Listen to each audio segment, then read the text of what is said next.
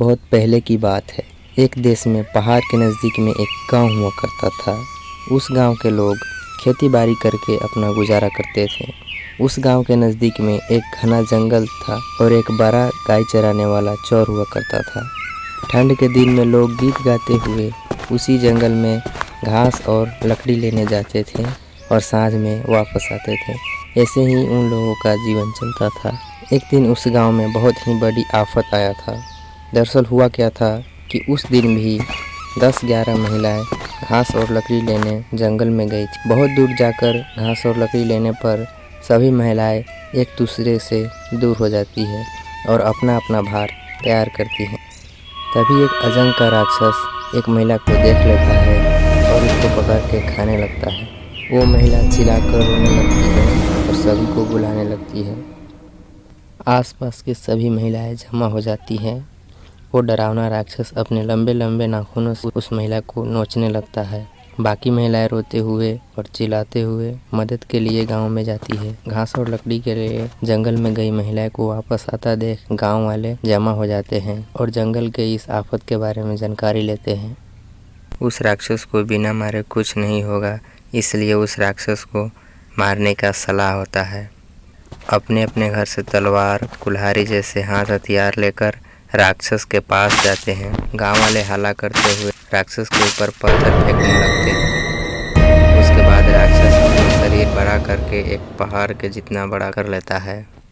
देखो लोगों, इस महिला का काल आज ही आया था और मुझे भी बहुत जोरों की भूख लगी थी, इसीलिए मैंने इसे खा लिया।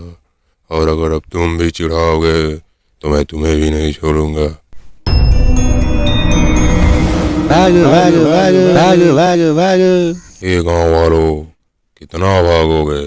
कल गांव में ही आकर सभी को खा जाऊंगा।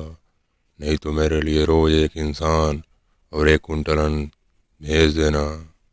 अगर इस राक्षस से बचने का कोई उपाय है तो जल्दी से कुछ करो, वरना सभी एक साथ मरने से अच्छा है कि हम इस राक्षस के पास ही रोज एक लोग भेज देते हैं। गांव वालों का सलाह मिल जाता है और वे अगले दिन सुबह जंगल में जाते हैं।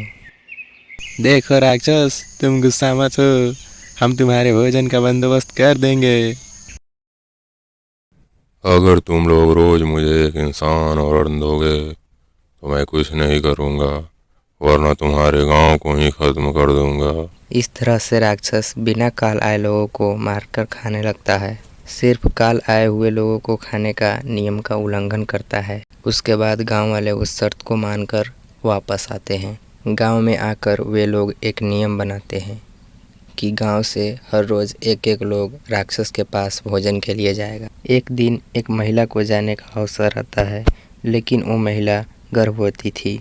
उसका पति परदेश गया हुआ था और उसका सास ससुर मर चुके थे, इसलिए वो घर में अकेली थी। घर में अकेले होने के कारण किसी और को भोजन के लिए नहीं भेज सकती थी। अपने पेट के बच्चे की वजह से वो नहीं जाना चाहती थी, इसलिए 1 कुंटल अन्न अपने घर के पास रख देती है और वो खुद मायके भाग जाती है।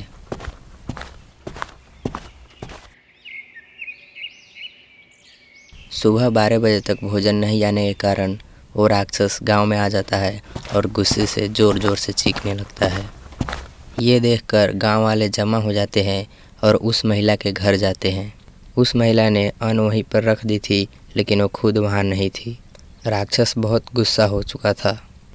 आज उस महिला ने हमें धोखा दी है। आज आप इस अन्न को खाकर इसी घर में रहिए, कल से हम आपको शर्त व मुजीम का आहार देने वाले हैं। राक्षस फ्री में घर में रहने का बात सुनकर गांव वालों का बात मान जाता है।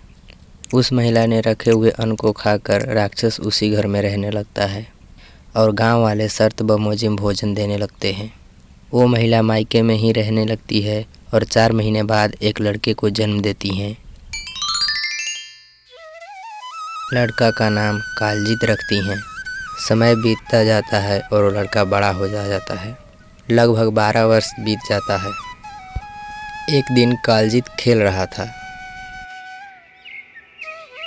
उसके मित्र उसका बाप और घर खुद का नहीं है ये बोलकर चिढ़ाते थे। अपना पिता का प्यार नहीं पाया हुआ कालजीत ये बात सुनकर बहुत दुखी हो जाता है और वो अपने माँ के पास जाता है। माँ, हमारा घर कहाँ है?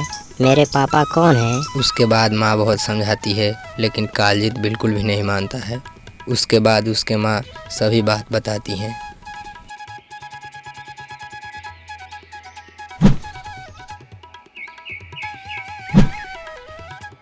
कालजीत अपने मित्र को चिढ़ाने से अच्छा अपना खुद का घर में जाना अच्छा मानता है। उसके बाद वो अपने घर जाने की तैयारी करने लगा। कालजीत अपने माँ को मीठा रोटी बनाने के लिए बोलता है। कालजीत उस रोटी को लेकर अपने घर के लिए रवाना हो जाता है। कालजीत अपना गांव आने के बाद पूछताछ करके अपना घर पता करता है। उसके घर में राक्षस रहने की बात भी सुनता है। कालजीत अपने घर जाकर देखता है तो घर का दरवाज़ा बंद रहता है। दरवाज़ा बंद देखकर दरवाजे को बजाता है। अंदर से आवाज़ आता है, कौन है? मामा मैं हूँ। मामा शब्द सुनकर अंदर से दरवाज़ा खोल देता है। उसके बाद कालजीत घर के भीतर जाता है। मामा ये खाइए।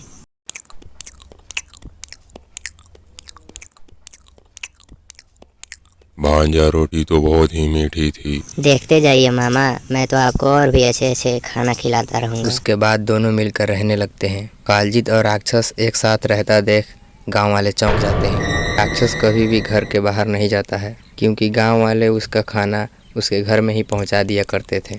राक्षस गांव वालों को दुखी करता है। ये बात कालजीत को बिल्कुल भी पसंद नहीं आता है।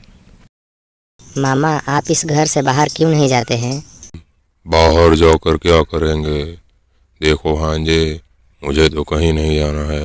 मुझे सिर्फ कालायक लोगों को खाने के लिए भगवान भेजे थे, लेकिन मैं बहुत ही बड़ा गलती किया हूँ। मैं भगवान से माफ़ी मांगने के लिए एक बार मिलने जाना चाहता हूँ। मामा अगर ऐसी बात है तो भगवान से मिलने आज ही जाइए। ऐसी बात में लेट करने में अच्छा नहीं होता। और हाँ, जाते हैं तो फिर मेरा आयु भी पूछ कर आइएगा। ठीक है, मैं पूछूंगा। जाऊंगा कहकर भी राक्षस नहीं जाता है। राक्षस को डर था कि भगवान क्या कहेंगे, और दूसरी ओर उसे घर में रहकर बैठे बैठे खाने की आदत हो चुकी थी। कालजीत के रोज़ रोज़ कहने पर राक्षस एक दिन भगवान से मिलने जाने के लिए तैयारी होता है और जाता है। लगभग एक हफ्ता दिन राक्षस गांव से गायब रहता है। राक्षस के जाने के बाद कालजीत राक्षस को कैसे मारेंगे ये उपाय खोज रहा था। एक हफ्ता बाद राक्षस वापस आता है। मामा मेरा आयु कितना है?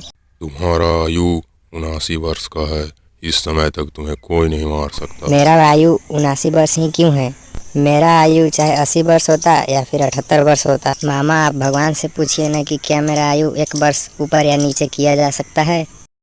राक्षस अगले दिन फिर से भगवान के पास जाता है और कालजीत का आयु 1 वर्ष घटाने या फिर 1 वर्ष बढ़ाने के लिए बोलता है। देखो काल, ये आयु जितना लिखा जा चुका है, इसको बदला नहीं जा सकता। इसीलिए यही बात जाकर कालजीत को सुना दो।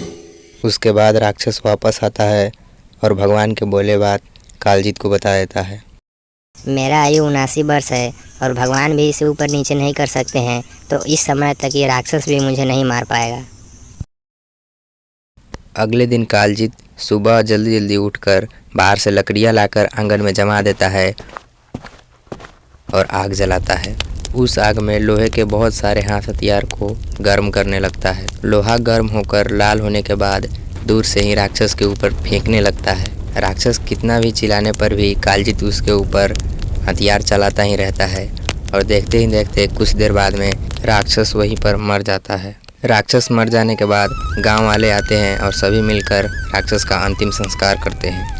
कालजीत ने गांव में सुख शांति वापस लाया था, इसीलिए गांव वाले मिलकर उसको गांव का प्रमुख चुनते हैं। उसके बाद कालजीत अपने मामा घर जाकर अपने माँ को वापस लाता है। वो अपने घर और खेत बाड़ी को संभालने लगता है। एक छोटा आदमी भी अपनी बुद्धि और साहस से गांव में सुख शांति वापस लाने में सफल हो जाता है।